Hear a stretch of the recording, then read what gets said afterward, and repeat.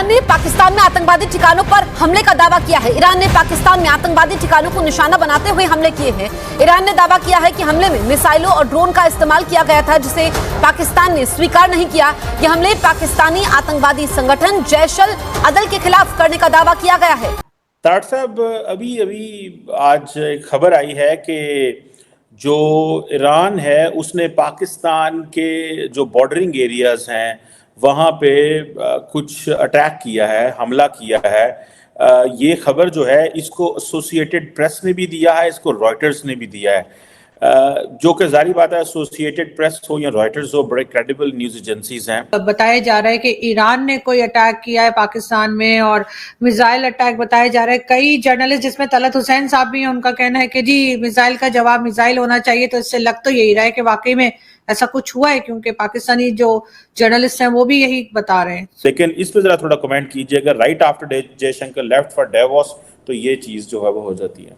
मैं एक छोटी सी मिसाल देता हूं। अगर इसको स्पिन ये दे भी दी जाए और एक एज्यूम भी कर लिया जाए कि हो सकता है जयशंकर साहब, बल्कि अगर एक मिसाल कर भी जाए, पाकिस्तान कर भी कह सकता है। ना तो कोई आप देने की चीज सलाहियत रखते हैं, ना लेने की सलाहियत रखते हैं। एक मिसाल है डॉक्टर जयशंकर के कहने पे उन्होंने किया, एज्यूम कर लिया जाए, आप क्या कर सकते हैं? टीटीपी अंदर घुस के मार जाती है, आप क्या कर सकते हैं? अफगानिस्तान का आपने क्या बिगाड़ लिया है? कुछ बिगाड़ा आपने कुछ जो किसी का भी कुछ बिगाड़ सके आज तक आप?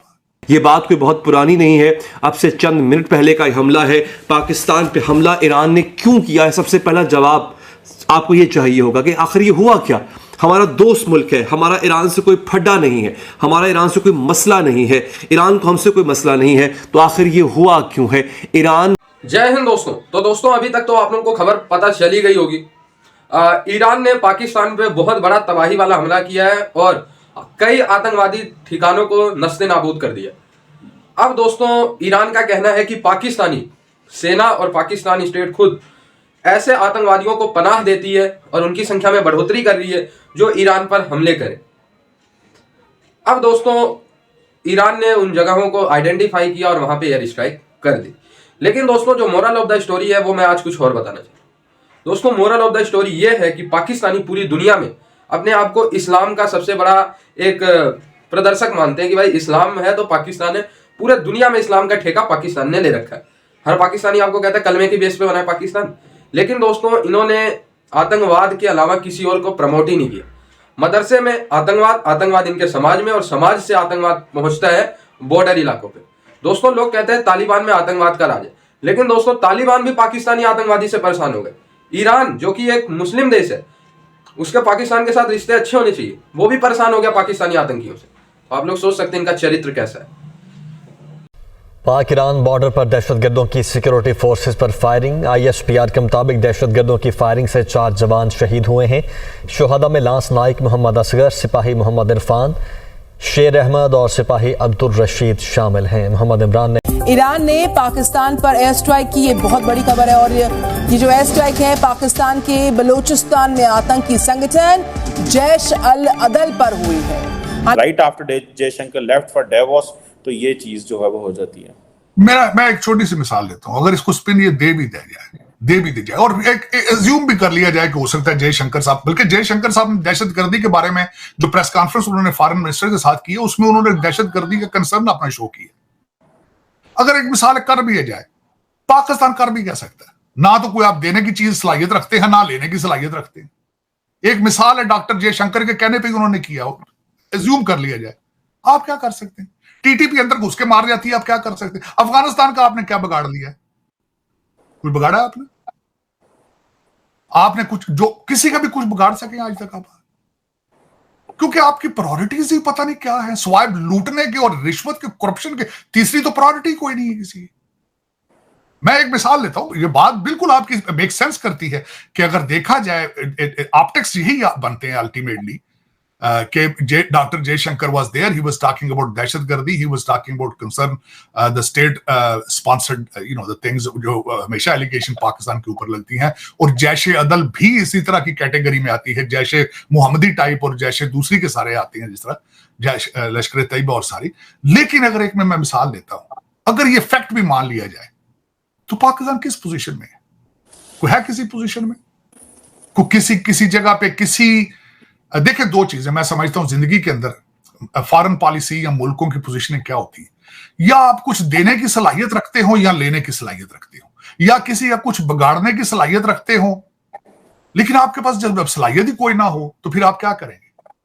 आपके पास आप देखिए आप क्या कर, स्वाए को टूटा फूटा वो हमारी मैडम ज़ारा बलोच है, वो आके एक प्रेस कॉन्फ्रेंस छोटी सी कर देंगी, 10 बच्चे बैठ जाएंगे वहां पे जर्नलिस्ट, वो कह देंगे कि हम इस चीज को कंडेम करते हैं, हमारी सॉवरेंटी के ऊपर अटैक किया गया है। तो बस यही है, और क्या कर, हम यूनाइटेड नेशंस को लेटर लिख देंगे, बस यही, और क्या, इससे क्या आगे जा सकते हैं?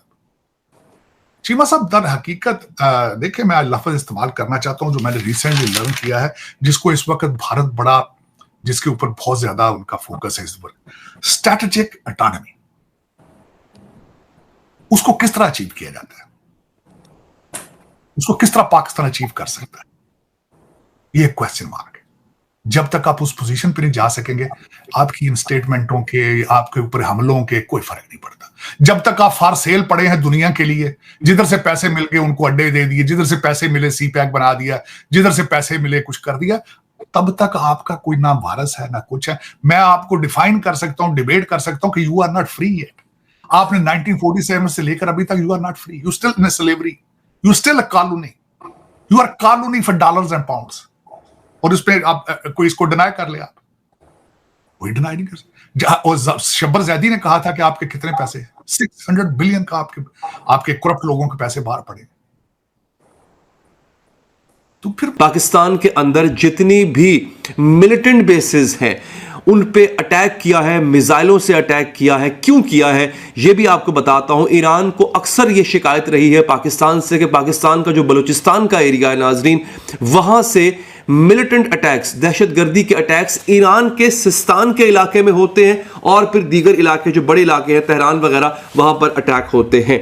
दोस्तों, इस वक्त इस आदमी की जो जॉन गैम्बल ने जो ये अपडेट दी है, उसके मुताबिक मंगल के रोज, यानी अब से चंद घंटे पहले, 1 घंटा पहले की खबर है जब आप ये सुन रहे हैं, पाकिस्तान पे अटैक किया है ईरान ने, और ये पहली दफा हुआ है कि मिसाइलों से हमला किया है। जैश अल अदल क्या है दोस्तों? याद रहे, पाकिस्तान के ऊपर इससे पहले ये ईरान अक्सर इल्जाम लगाता रहा है कि पाकिस्तान खुद तो ऐसी किसी कार्रवाई में मुलव्विस नहीं है, लेकिन वो दहशतगर्द गिरोह जो पाकिस्तान का इलाका इस्तेमाल करते हुए, खास तौर पे पाकिस्तान बलूचिस्तान का इलाका इस्तेमाल करते हुए ईरान में दहशतगर्दी की कार्रवाइयां करते हैं, पाकिस्तान उनको नहीं रोक रहा। हालांकि ऐसा नहीं है, पाकिस्तान ने मुताद्दिद बार कार्रवाइयां की हैं। पाकिस्तान तो खुद दहशतगर्दी की लपेट में है पिछली 2 दहाइयों से। पाकिस्तान ने मुताद्दिद बार ऐसी कार्रवाइयां की हैं जिसमें उन्होंने ईरान को बंदे पकड़ के दिए। इसके बरक्स अगर देखा जाए, मैं छोटी सी एक बात करूं फिर आपको मजीद डिटेल बताऊंगा, आपने मेरे साथ रहना है। इसके बरक्स शायद हम ये भूल जाएं, या बल्कि भूलना नहीं चाहिए, कुलभूषण यादव जो पकड़ा गया था वो ईरान से बलूचिस्तान के अंदर दाखिल होते हुए हमारी फोर्सेस ने पकड़ा था। तो अगर ईरान ये समझता है कि हमारी जमीन इस्तेमाल हुई है ईरान के खिलाफ, तो ईरान को यह भूलना नहीं चाहिए कि ईरान की सरजमीन भी इस्तेमाल की है भारत ने पाकिस्तान में दहशतगर्दी करने के लिए। तो पाकिस्तान की भी बहुत शिकायतें हैं। चाहता तो पाकिस्तान भी यही काम कर सकता था, लेकिन अपने ब्रदर मुस्लिम मुल्क के ऊपर कभी पाकिस्तान ने अटैक नहीं किया। ईरान ने जो अटैक किया है ये बहुत बड़ा अटैक है, क्योंकि ईरान को ये समझना चाहिए पाकिस्तान कोई गया गुजरा मुल्क नहीं है। पाकिस्तान की फौज कोई छोटी मोटी फौज नहीं है, दुनिया की 5वीं बड़ी फौज है। तो दोस्तों, रही बात पाकिस्तान मीडिया की, तो आप लोग देख सकते हैं उनका ओपिनियन, लेकिन मैं बताऊं तो पाकिस्तान, भले हर पाकिस्तानी ये कहता हो कि हम कलमे के बेस पे बने, कलमे के बेस पे बने, लेकिन पाकिस्तान का सिर्फ और सिर्फ एक ही आधार है, मदरसा और आतंकवाद। 2 चीजें ही पाकिस्तान में तेजी से फल फूल रही। मदरसे में आतंकवाद फैलाया जाता है और आतंकवाद इनके समाज में दिखता है। और दोस्तों, इस लेवल से आतंकवाद इनके समाज में दिखता है कि अफगानिस्तान, जहां पे पूरी दुनिया मानती है कि वहां पे तालिबान एक आतंकवादियों का राज है, वो तक परेशान हो गए पाकिस्तानी आतंकवादी से, और उन्होंने पाकिस्तानियों पे हमला कर दिया। ईरान, जो कि पूरी दुनिया में सबसे कट्टर इस्लामिक देश माना जाता है, वो तक पाकिस्तानी आतंकवाद से परेशान होकर पाकिस्तान पे हमला कर देता। भारत, जो कि पहले कभी किसी पे हमला नहीं करता, भारत की ये पॉलिसी है, लाखों सालों से उठा के देख लो, भारतीय हमेशा हमेशा सिर्फ और सिर्फ अपने रक्षा के बेस पे, अपने डिफेंस करने के लिए औजार उठाते, कभी भी अटैक करने के लिए। लेकिन पाकिस्तानियों ने मजबूर कर दिया कि भारतीय सेना इनको ठोके घुस के, और फिर भारतीय सेना ठोकती है तो कराते हैं ये कि भाई भारत तो हम पे जुल्म कर रहा है, घर में घुस के स्ट्राइक कर रहा है, ये तो गलत है, ये फलाना है।